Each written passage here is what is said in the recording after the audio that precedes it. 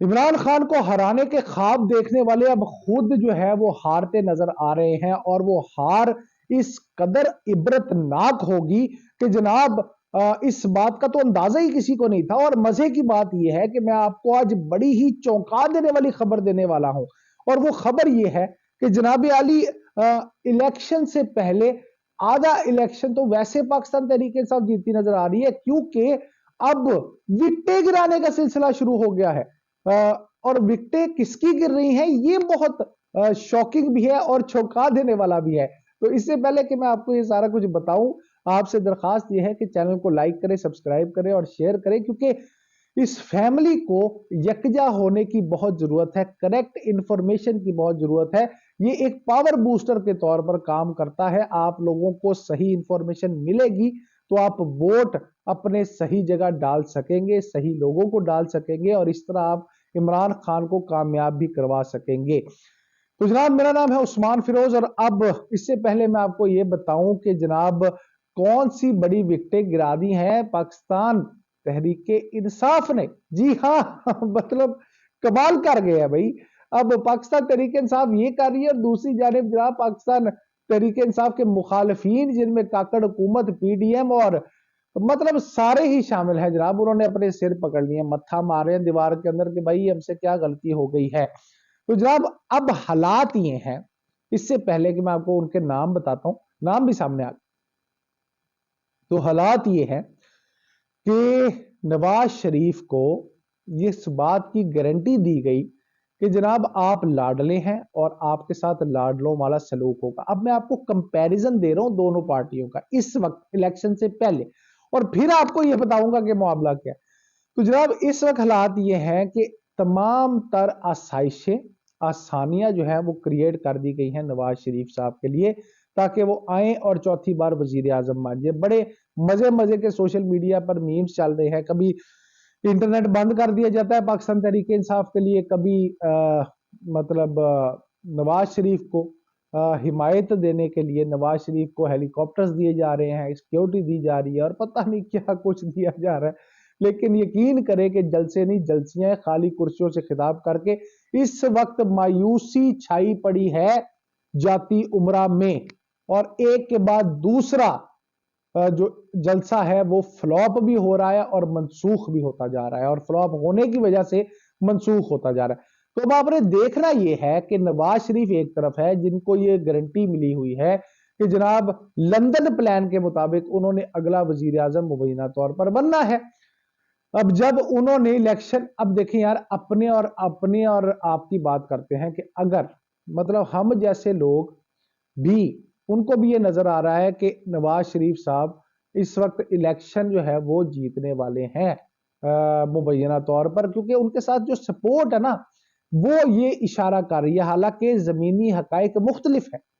زمینی حقائق پاکستان تحریک انصاف کے ساتھ ہے، لیکن اب معاملہ یہ ہے کہ زور زبردستی کے ساتھ ان کو کسی طرح الیکشن لڑوا کر جتانے کا پلان ہے، یہ آپ سب جانتے ہیں۔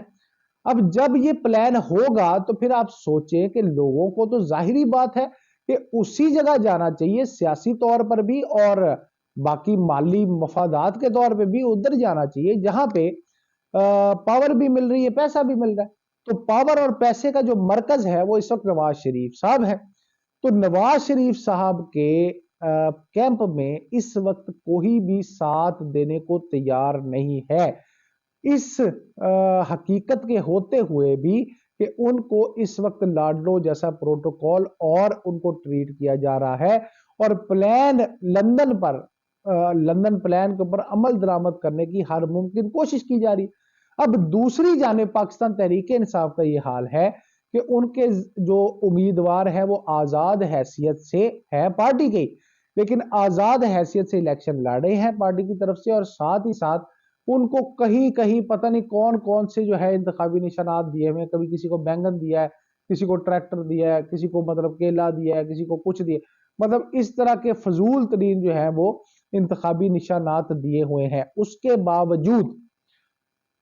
معاملہ کچھ اور ہے۔ تو ساتھ ہی ساتھ پاکستان تحریک انصاف کا اس وقت یہ حال ہے کہ ان کو کوئی کنونشن کرنے نہیں دیا جا رہا، کوئی جلسہ نہیں کرنے دیا جا رہا، کسی جگہ وہ اپنا منشور پیش نہیں کر سکتے۔ ہاں सिर्फ इन सब चीजों से तंग आकर उन्होंने अपने ऑनलाइन जलसे करने शुरू कर दिए हैं, सोशल मीडिया का सहारा लेना शुरू कर दिया। लेकिन उसके साथ साथ आपको पता है मुकदमात भी हो रहे हैं, गिरफ्तारियां भी हो रही हैं, पकड़े भी जा रहे हैं और बहुत ही बुरा हाल है। अब कोई भाई जी शऊर आदमी और खासकर सियासतदान जिसके सीने में दिल नहीं होता, सिर्फ मफादात होते हैं, वो बंदा क्या आप समझते हैं कि कभी पाकिस्तान तहरीक इंसाफ का साथ देगा? इस कश्ती में जो भंवर में फंसी कश्ती है उसके अंदर कोई आकर बैठना पसंद करेगा? यकीनन नहीं। लेकिन मामला यहां पे चल रहा है बिल्कुल उल्टा, क्योंकि जिसके साथ रब होता है उसको किसी और की जरूरत नहीं होती। अब आप यकीन कीजिए कि इस वक्त जब इलेक्शन में 25 दिन का वक्त भी नहीं रह गया, तो जनाब आली हो ये रहा है कि पाकिस्तान मुस्लिम लीग नून के 8 बड़े नाम पाकिस्तान तहरीक इंसाफ की सपोर्ट में सामने आ गए हैं। उन्होंने अपने उस पार्टी कायद के मुंह पर इनकार कर दिया है कि जनाब हम तुम्हारा साथ नहीं देते, जो मुबैना तौर पर लाडला भी है और अगला वजीर आजम भी बनने वाला है। उस आसाइश को छोड़कर, उस आराम को सोचकर, उन मफादात को सोचते हुए भी किसी ने भी नवाज शरीफ का साथ देने का ऐलान नहीं किया, बल्कि इस वक्त जो कैंप है पाकिस्तान तहरीक इंसाफ का वो भरना शुरू हो गया है, वो भी नून लीगियों से। अब आप कितनी मजेदार बात है कि सरदार अब्बासी ने जो है वो पाकिस्तान तहरीक इंसाफ का क्या साथ देने का ऐलान कर दिया, आयशा रजब ने कर दिया है, और साथ ही साथ फैसलाबाद के से जो तांद्रा वाला से इफ्तिखार अहमद साहब है उन्होंने भी ऐलान कर दिया पाकिस्तान तहरीक इंसाफ का साथ देने के लिए इलेक्शन में। यानी इस तरह के 8 बड़े नाम इस तरह के हैं जिन्होंने इस वक्त पाकिस्तान मुस्लिम लीग नून को छोड़कर पसे पुष्ट डालकर ना करके पाकिस्तान तहरीक इंसाफ का साथ देना पसंद किया, क्योंकि वो भी एक बात जान चुके हैं कि पाकिस्तान तहरीक इंसाफ जमहूरियत की आवाज है। अवाम जो है उसका रुख सिर्फ एक जानिब है और वो है पाकिस्तान तहरीक इंसाफ। इसके अलावा अगर कोई कुछ कर रहा है तो वो धौंस है, धांधली है, प्री धांधली, जिसे प्री पोल रिगिंग कहते हैं, धांधली है, और इसके सिवा कुछ भी नहीं है। आप यकीन कीजिए कि इसके साथ साथ मैं आपको ये बताऊं कि जनाब नवाज शरीफ इस कदर मायूस हो गए हैं इस सूरत हाल से कि वो जनाब चाहते ही नहीं है इलेक्शन लड़ना। इस वक्त आप देख रहे हैं कि पाकिस्तान मुस्लिम लीग नून की एक्टिविटी बिल्कुल जीरो है। उनके जलसों में बंदा आने को तैयार नहीं, उनकी बात सुनने को तैयार नहीं, और इस सारी सूरत हाल के अंदर नवाज शरीफ जो है अभी भी एक्सपेक्ट कर रहे हैं। बल्कि आपको यह भी पता है कि मैंने आपको कल भी बताया है कि नवाज शरीफ साहब ने अपनी शर्तें मनवाने के लिए नई फहरिस्त दे दी है, और उस फहरिस्त में जनाब उनको बड़ी सख्त शर्मिंदगी का सामना करना पड़ा है, क्योंकि आगे से कोरा जवाब हो गया है। अब नवाज शरीफ ये चाहते थे कि किसी तरह जो जहांगीर जो है अलीम खान वो वजीर आला ना बने, वजीर आला पंजाब, हम अपने पार्टी का वजीर आला पंजाब दें, जिससे मुक्तदर हलकों या उनको लाने वालों ने साफ साफ इनकार कर दिया है। उन्होंने कहा है एक ही वजीर आला पंजाब होगा मुमकिन तौर पर, और वो होगा अलीम खान। तो जनाब इस बात का भी काफी दुख लेकर बैठे हैं नवाज शरीफ साहब, और नवाज शरीफ के घर में नवाज शरीफ और अपनी बेटी के अलावा उनको कुछ सूझ नहीं रहा। ये नजर ही नहीं आ रहा कि पाकिस्तान तहरीक इंसाफ उनकी विकटें मुसलसल गिराई जा रही है। शहबाज शरीफ जो है वो उनके साथ इस वक्त मौजूद नहीं है, हमजा शहबाज मौजूद नहीं है। कोई बंदा ऐसा नहीं है जो इस वक्त इस मोड़ के ऊपर, जब इलेक्शन में 25 दिन रह गए हैं और तमाम तर गारंटियां भी मौजूद है, इस वक्त भी नवाज शरीफ का साथ दे। तो अब इस सूरत हाल में नवाज शरीफ की बीमारी की खबर चल रही है, और मैं आपको पिछले वीलॉग में भी बता चुका हूं कि बीमार उस वक्त होते हैं नवाज शरीफ साहब जब नवाज शरीफ का प्लान वापस लंदन भागने का होता है।